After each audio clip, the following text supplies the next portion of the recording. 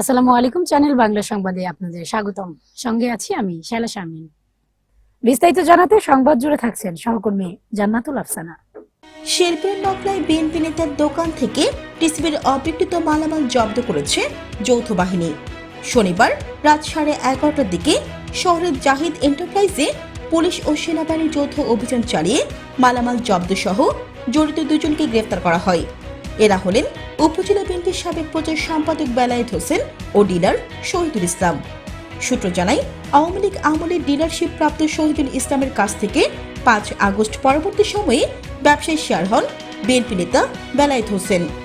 এরপর নানা কারণে অনুপস্থিত কার্ডধারীদের জন্য বরাদ্দকৃত চাল, ডাল, চিনি ইত্যাদি পণ্য সরকার নির্ধারিত মূল্যে বিক্রির পরিবর্তে বেলায়েত হোসেন তার মালিকানাধীন দোকানে বাজার মূল্যে বিক্রি করেন।